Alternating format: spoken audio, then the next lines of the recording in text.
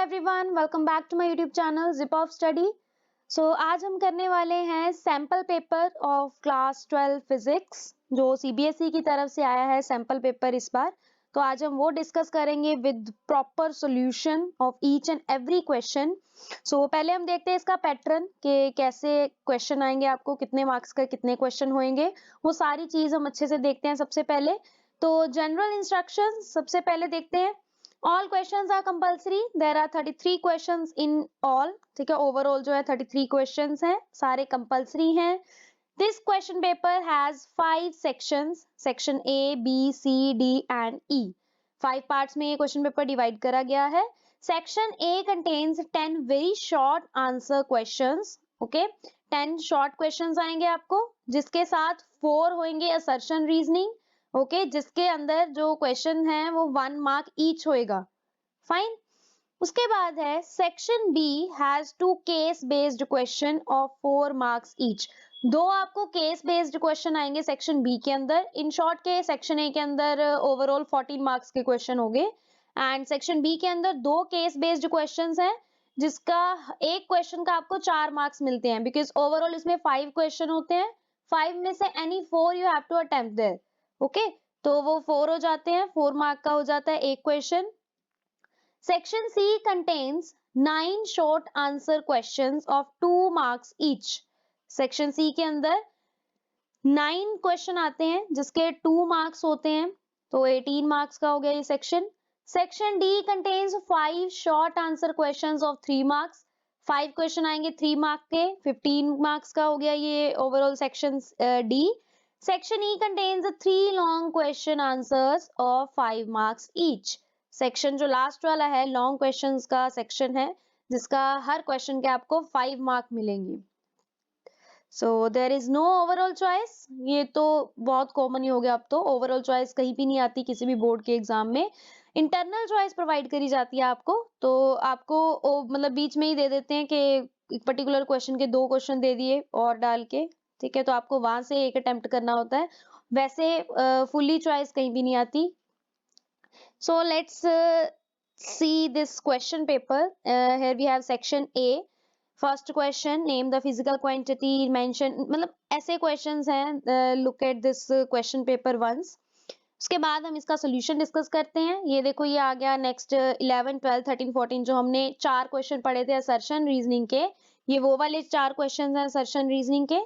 ठीक है, तो गाइज अगर अभी तक आपने चैनल सब्सक्राइब नहीं करा है ये, तो please subscribe this channel and press bell icon, ताकि आपको जो फ्यूचर नोटिफिकेशंस हैं इस चैनल की, वो आपको टाइम टू टाइम मिलती रहे, क्योंकि नेक्स्ट वीडियो में हम इसकी जो डिटेलिंग है इस पेपर की, वो हम डिस्कस करने वाले हैं।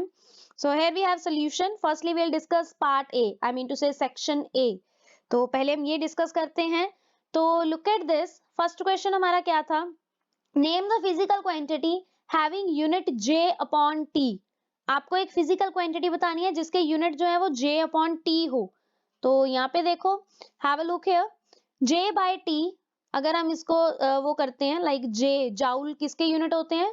वर्क डन के, and t is magnetic field के यूनिट टेस्ला।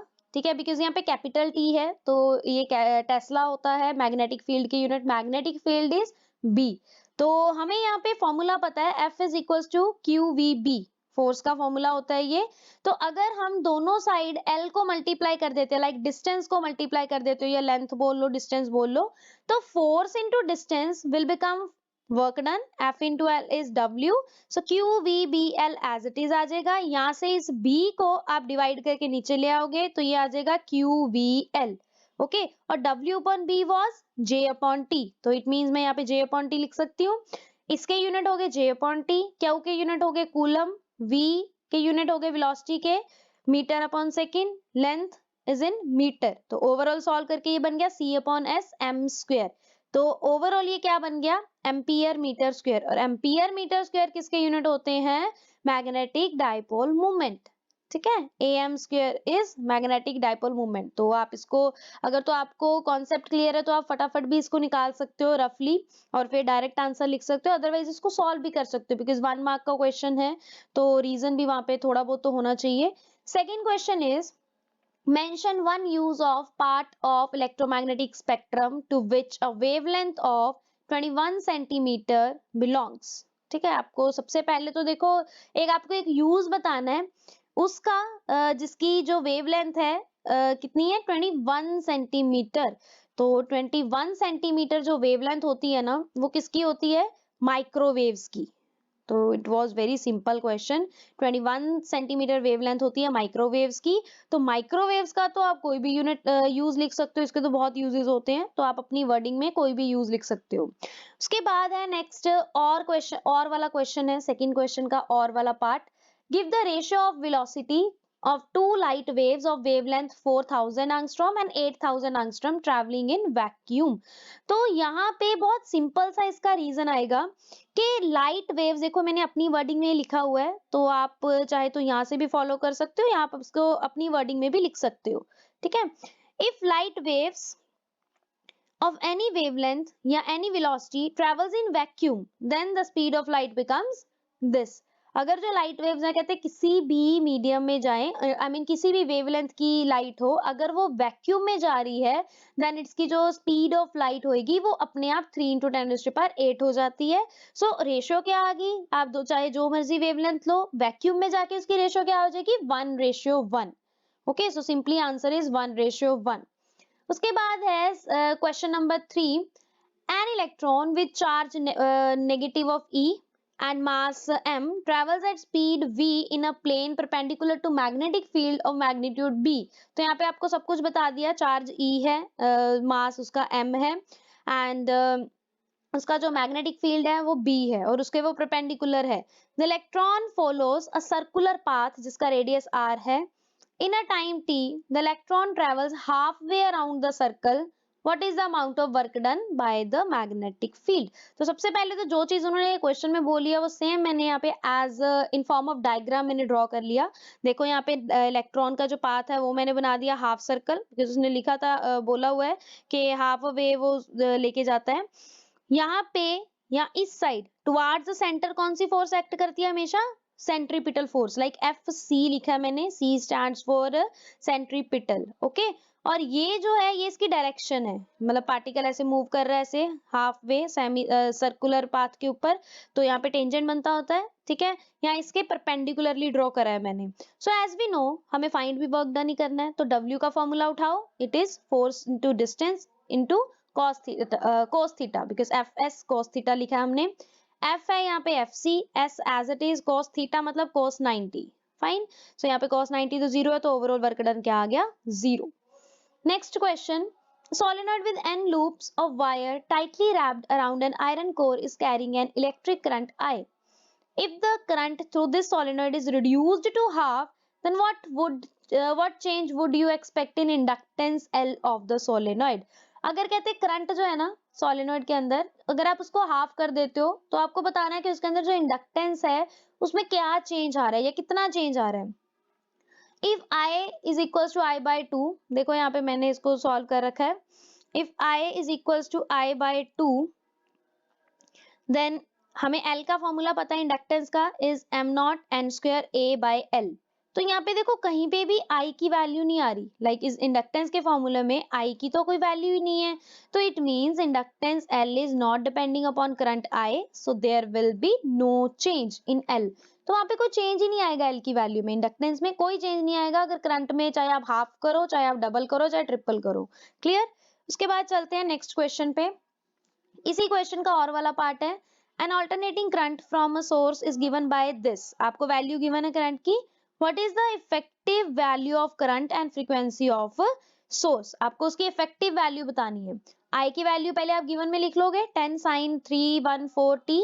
तो अगर हम इसको कंपेयर करते हैं, आई वाली जो करंट की जो हमारी इक्वेशन होती है, I is equal to I naught sine omega t, तो आई नॉट की वैल्यू बिकम्स 10 एंड ओमेगा की वैल्यू इज 314। फाइन। उसके बाद हमें फाइंड करना था इफेक्टिव करंट। तो इफेक्टिव करंट होता है रूट मीन स्क्वायर करंट, जो आप वैल्यूज फाइंड करते हो ना रूट मीन स्क्वायर, तो रूट मीन स्क्वायर वाली जो होती है ना उसमें से वो इफेक्टिव वाले की वैल्यू होती है। सो इसका जो फॉर्मूला होता है it is I naught by root two. I naught की वैल्यू हमने यहाँ से निकाल ली थी कंपेयर करके, it's 10 divided by root two. इसको जब सॉल्व करोगे तो ये आ जाएगा 7.07 एम्पियर। ठीक है, उसके बाद फाइंड करनी थी इसकी frequency, because current, effective current and frequency बोला था फाइंड करने के लिए क्वेश्चन में। तो as we know omega is equals to 314 by comparing this equation. Omega का फॉर्मूला और क्या होता है 2 pi nu in the form of frequency. So nu की वैल्यू कितनी आ गई 314/2 पाई। इसको देखो यहाँ पे कैलकुलेशन मैंने कर रखी है बहुत क्लियरली और इजीली, तो आंसर आ जाएगा 50 हर्ट्ज। क्लियर, नेक्स्ट क्वेश्चन पे चलते हैं। Question number 5. What is the value of angular momentum of electron in second orbit of Bohr's model of hydrogen atom? बहुत easy question है। सबसे पहले तो आपको बोहर के अकॉर्डिंग एंगुलर मोमेंटम की वैल्यू पता होनी चाहिए। L is equal to mvr, जिसको उसमें हम लिखते हैं बोहर वाले फॉर्मूला में nh/2 पाई। NH क्रॉस होता है वैसे तो उस H क्रॉस को हम लिखते हैं h/2 pi. For second orbit वहां पे बोला गया था कि सेकेंड ऑर्बिट के लिए आपको फाइंड करना है एन की वैल्यू क्या होगी 2। सो यहाँ पे जब आप 2 सब्सटीट्यूट करोगे तो एल किसके इक्वल आ गया, जब हमने यहाँ 2 सब्सटीट्यूट करा L is equal to h/2 pi, 2h/2 pi, तो वो 2 कैंसिल आउट हो गए, बन गया h/पाई। Clear, so now come to question number 6।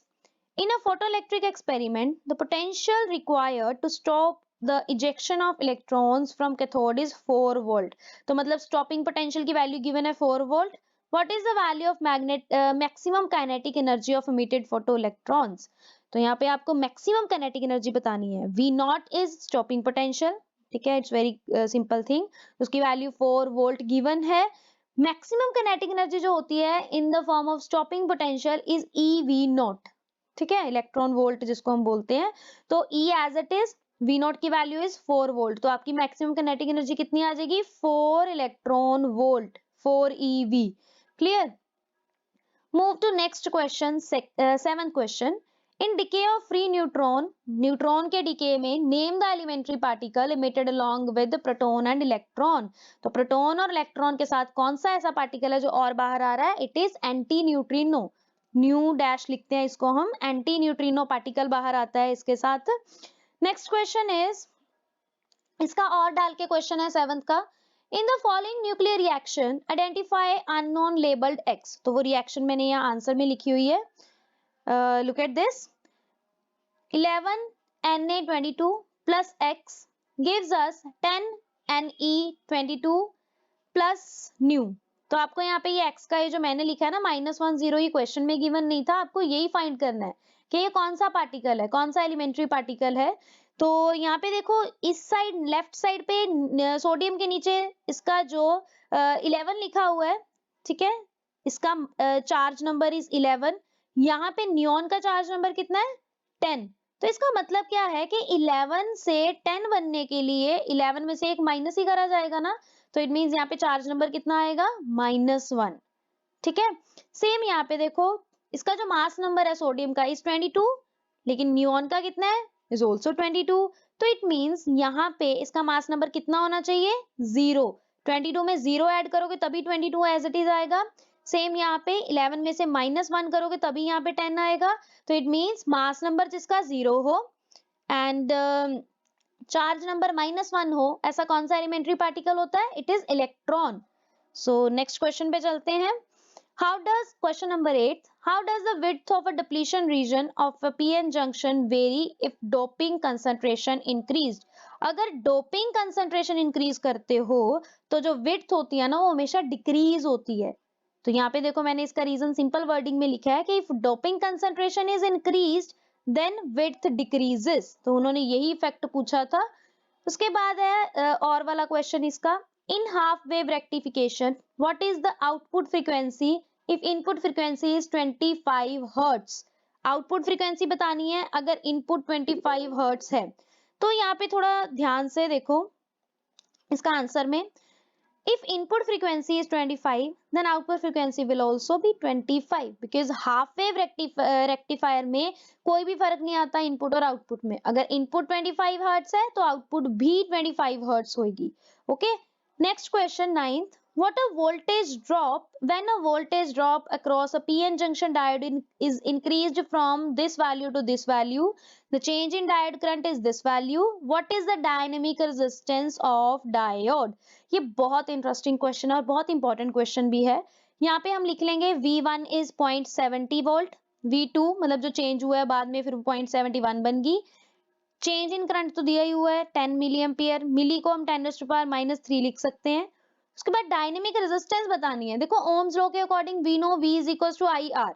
तो अगर मैं यहाँ पे रेजिस्टेंस को भी मतलब डायनेमिक कर रही हूँ तो यहाँ पे जो वोल्टेज है उसके अंदर भी चेंज आ रहा है तो डेल्टा V लिखूंगी मैं. सेम करंट में भी चेंज आ रहा है तो आई राइट डेल्टा I. तो delta V upon delta I is equal to इसकी जो फाइनल वैल्यू है V2 माइनस जो इनिशियल वैल्यू है V1, this one upon delta I की एज इट इज वैल्यू.